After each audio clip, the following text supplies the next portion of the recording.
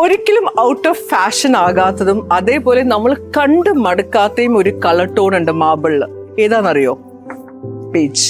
Shades of beige ആണ് നമുക്ക് ഈ വീക്ക് റീസ്റ്റോക്ക് ആയിട്ട് മാർബിൾ ഗാലറി വന്നേക്കുന്നത്. നമുക്ക് കണ്ടാലോ? ആദ്യം നമുക്ക് ക്ലാസിക് ബേജ് തന്നെ കാണാം.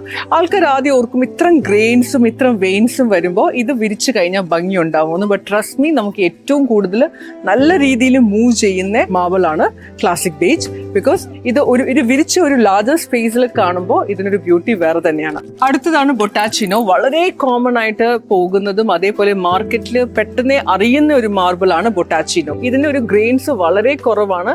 അതേകൊണ്ട് തന്നെ ഇപ്പോൾ especially for most of the commercial projects നമ്മൾ പോയി കഴിഞ്ഞാൽ നമുക്ക് ഈ ബൊട്ടാച്ചിനോ മാർബിൾസ് ആണ് നമുക്ക് കാണാൻ പറ്റുക. സോ ഇത് റോയൽ ക്രീമ. റോയൽ ക്രീമയുടെ ഒരു നിങ്ങൾക്ക് വളരെ lighter tone of under tone ഉള്ള മാർബിൾ വേണ്ട.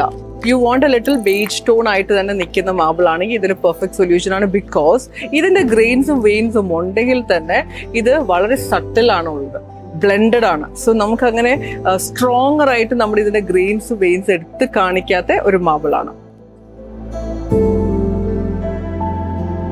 So next we have Petra crema. ഇത് നമ്മൾ റീസ്റ്റോക്ക് ചെയ്ത് വന്നിട്ടേ ഉള്ളൂ. നമ്മൾ റീസെന്റ് വരെ നമ്മൾ ഇത് നമ്മുടെ പ്രസ്റ്റീജിയസ് 2 പ്രോജക്ട്സിന് ഇത് കൊടുത്തതാണ്. ഒന്ന് കല്യാൺ, അതേപോലെ ഒന്ന് Lake Shore Hospital. So this is one of the next moving as well as എപ്പോഴും റീസ്റ്റോക്ക് ചെയ്ത് വരുന്ന മാർബിൾ. സോ ഏറ്റവും ലേറ്റസ്റ്റ് ആയിട്ട് വന്ന ടോക്ഡ് അപ്പ് കളക്ഷൻസ് ഓഫ് ബേജ് ആണ് ഞാൻ ഇന്ന് നിങ്ങൾക്ക് കാണിച്ചത്.